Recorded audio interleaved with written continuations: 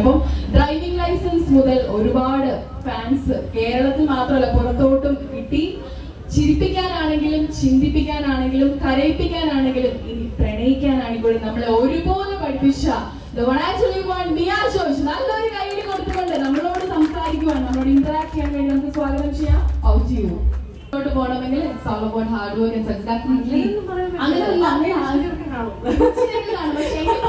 അസൂയ പോലും അങ്ങനെയോ അല്ലാതെ ഒരു ഹേറ്റേഴ്സ് പോലും ഇല്ലാതെ നമ്മുടെ ഫേവറേറ്റ് ആണ്. ഇപ്പൊ ഞാൻ പറഞ്ഞു നേരത്തെ പറഞ്ഞു ചിരിപ്പിക്കുന്നത് മാത്രമല്ല ചിന്തിപ്പിക്കാനാണെങ്കിലും എല്ലാ രീതിയിലും കഴിവ് തെളിയിച്ചു കഴിഞ്ഞാലേ ഫേവറേറ്റ് ആയി മാറുന്നത്. അപ്പൊ അങ്ങനെയാണെങ്കിൽ നമുക്ക് പേഴ്സണൽ കാര്യങ്ങളോട് ഒന്ന് തലയിടുക എന്ന് പറയുന്നത് നമ്മൾ എല്ലാവരുടെയും ഒരു ഇതാണ്. മൂവി വിശേഷങ്ങൾ ഒന്ന് ജസ്റ്റ് നമ്മളോടൊപ്പം പങ്കുവയ്ക്കാം. അപ്കമിംഗ് തിങ്സ് മൂവി വിശേഷങ്ങള് ഈ വരുന്ന 24-ാം തീയതി ഈ വരുന്ന വെള്ളിയാഴ്ച എൻ്റെ ഒരു സിനിമ റിലീസ് ആവുന്നുണ്ട്. തലവൻ എന്നാണ് സിനിമയുടെ പേര്. ബിജു മേനോൻ ആസിഫ് അലി ലീഡ് ചെയ്യുന്ന ജിസ് ജോയി സംവിധാനം ചെയ്ത ഒരു സിനിമയാണ്. നിങ്ങൾക്ക് എല്ലാവർക്കും അറിയാവുന്ന അദ്ദേഹത്തിന്റെ സിനിമ എന്ന് പറയുന്നത് വിജയ് സൂപ്പർ പൗർണമി സൺഡേ ഹോളിഡേ ഒക്കെ ചെയ്ത സംവിധായകനാണ് ജിസ് ജോയി. അദ്ദേഹത്തിന് ബിജു മേനോൻ ആസിഫ് അലി ലീഡ് ചെയ്യുന്ന തലവൻ എന്ന് പറയുന്ന സിനിമ. ഞാൻ മാത്രമല്ല ഇതിൽ അനുശ്രീ അഭിനയിച്ചിട്ടുണ്ട്, കോട്ടയം നസീർ, അങ്ങനെ വലിയൊരു താരതര തന്നെയുള്ള ഒരു സിനിമയാണ്. ഒരു ഇൻവെസ്റ്റിഗേഷൻ ത്രില്ലറാണ്. അപ്പൊ ഈ വെള്ളിയാഴ്ച 24-ാം തീയതി നിങ്ങൾ എല്ലാവരും പണം പോയി കാണണം, സപ്പോർട്ട് ചെയ്യണം. എല്ലാവരും വരണം. അതെ, എല്ലാവരും സിനിമ പോയി കാണണം. തലവൻ നമ്മള് ഫുൾ സപ്പോർട്ട് കൊടുക്കല്ലേ. ഓച്ചിറയിൽ ഫസ്റ്റ് ടൈം അല്ലേ വരുന്നത്? ഓച്ചിറയിലേക്ക് ഫസ്റ്റ് ഓച്ചിറയിൽ ഫസ്റ്റ് ടൈം വരണം. അപ്പൊ എന്തായാലും ആ ഒരു സപ്പോർട്ട് നമ്മൾ കൊടുക്കുക. So thank you so much.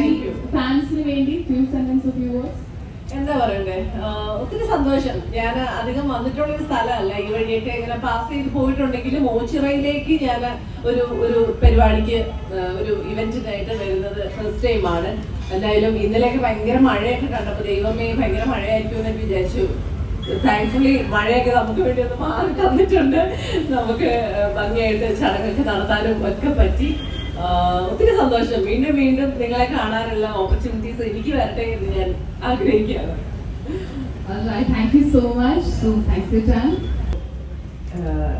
ഒരു മംഗള മുഹൂർത്തത്തിൽ നിങ്ങളിലൊക്കെ ഒപ്പം വരാനും പങ്കുചേരാനും ഒക്കെ പറ്റിയതിൽ മംഗള മുഹൂർത്തം എന്ന് പറഞ്ഞത്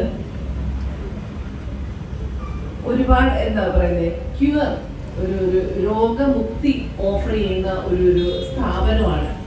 അപ്പോൾ അത് ഓപ്പൺ ചെയ്യുക എന്ന് പറയുന്നൊരു ദിവസം അല്ലെങ്കിൽ ആ ഒരു സമയം എന്ന് പറയുന്നത് നന്മയ്ക്ക് വേണ്ടിയിട്ടുള്ളതാണ്. അതുകൊണ്ടാണ് ഞാൻ മംഗള മുഹൂർത്തം എന്നുള്ളത് പറഞ്ഞത്. അപ്പോൾ ഒരുപാട് സന്തോഷം നിങ്ങളുടെ കൂടെ ഈ ഒരു സമയത്ത് വരാൻ കഴിഞ്ഞതിൽ. നല്ലൊരു കാര്യമാണ്. ഡോക്ടർ നേരത്തെ പറഞ്ഞു, കാർത്തിക് ഡോക്ടർ പറഞ്ഞു എന്തുകൊണ്ട് ഇവിടെ തന്നെ ഈ ഒരു സ്ഥലം ചൂസ് ചെയ്തു എന്നുള്ളത്. അത്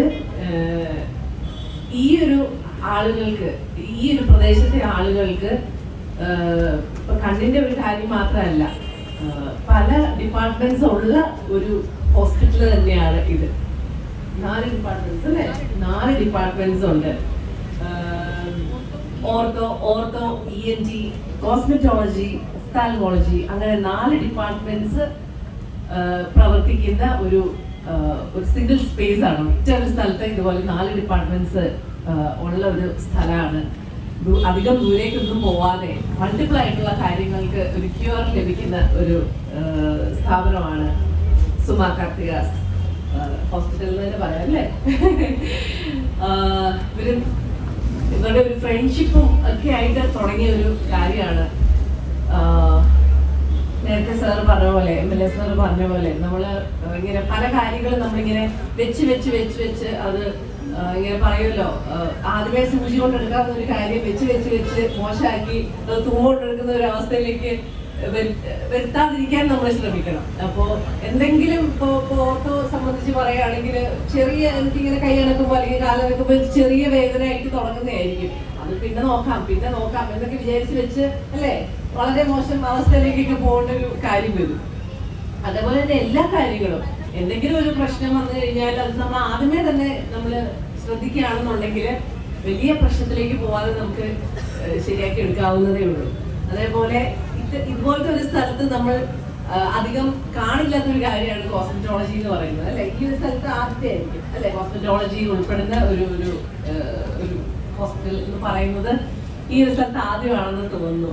എനിവേ ഇവിടെ ഉള്ളവർക്ക് അത് വളരെ ഉപകാരപ്പെടുമെന്ന് വിചാരിക്കുന്നു. സിറ്റീസിലോട്ടൊന്നും പോവാതെ വളരെ അടുത്ത് തന്നെ അവർക്ക് ഈ 4 ഡിപ്പാർട്ട്മെന്റ്സിന്റെയും സേവനം കിട്ടുകയാണ്. അപ്പോൾ ഇവിടെ വരുന്ന എല്ലാ പേഷ്യൻസിനും രോഗമൊക്കെ മാറി ഹെൽത്തി ആയിട്ട് ഇവിടുന്ന് തിരിച്ചറിഞ്ഞ് പോകാൻ സാധിക്കട്ടെ. കറക്റ്റ് ആയിട്ടുള്ള ഒരു ഡയഗ്നോസിസും ഒക്കെ കിട്ടി എല്ലാവരുടെയും വെൽബീങ് സംഭവിക്കട്ടെ. ഇവിടെ വരുന്ന എല്ലാ പേഷ്യൻസിനും സുഖമായിട്ട് പോകാനുള്ള ഒരു സാഹചര്യം ഉണ്ടാവട്ടെ എന്ന് ഞാൻ ഹൃദയത്തിൽ നിന്നും ആശംസിക്കുന്നു. എൻ്റെ എല്ലാവിധ ആശംസകളും നേരുകയാണ്. രണ്ടുപേർക്കല്ല 4 ഡിപ്പാർട്ട്മെന്റ് ഉണ്ട്. സോ 4 ഡിപ്പാർട്ട്മെന്റ്സിലെയും എല്ലാ ഡോക്ടേഴ്സിനും ടെക്നീഷ്യൻസിനും സ്റ്റാഫിനും എല്ലാവർക്കും എൻ്റെ എല്ലാവിധ ആശംസകളും നേരുന്നു. ചുരുങ്ങിയ സമയം കൊണ്ട് തന്നെ എല്ലാ ആളുകളിലേക്കും നിങ്ങൾക്ക് എത്തപ്പെടാൻ സാധിക്കട്ടെ. എല്ലാവർക്കും അപ്രോച്ചബിൾ ആയിട്ടുള്ള ഒരു ഹോസ്പിറ്റലായി മാറട്ടെ. ഞാൻ ചെറുതായിട്ട് ഈ താഴത്തെ ഫ്ലോറിൽ മാത്രമേ ഞാൻ കയറിയുള്ളൂ വിളക്ക് കൊളുത്താനൊക്കെ ആയിട്ട്. വളരെ സ്പേഷ്യസ് ആയിട്ടും ഒരുപാട് ആളുകളെ ഒരേ സമയം അക്കോമഡേറ്റ് ചെയ്യാവുന്ന വളരെ സ്പേഷ്യസ് ആയിട്ട് നല്ല രീതിയിൽ തന്നെയാണ് ഇത് ഫർണിഷ് ചെയ്തിരിക്കുന്നതും എല്ലാം.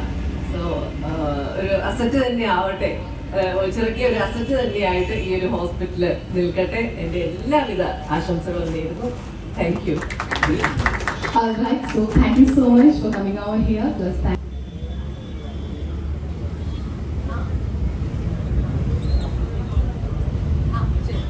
ഈ കെട്ടിടം ഇന്ന് നാടമുറച്ച് ഓപ്പൺ ചെയ്ത നെയ്യ അവർ നമ്മുടെ സ്വാഗതം ആശംസിച്ച സ്വാഗത പ്രസംഗ ഈ നമ്മളോട് സംസാരിച്ച നമ്മുടെ MLA കൂടിയായ പ്രിയങ്കരനായ MLA CR മകേഷ് അവർകൾ, ഇവിടെ നമ്മുടെ വാർഡ് നമ്മുടെ ഓച്ചറ പ്രസിഡന്റ് കൂടിയായ B ശ്രീദേവി അവർകൾ, 5ാം മണ്ഡല മെമ്പറായ സന്തോഷ് അവർകൾ, സുമ കാർത്തിക അവർകൾ,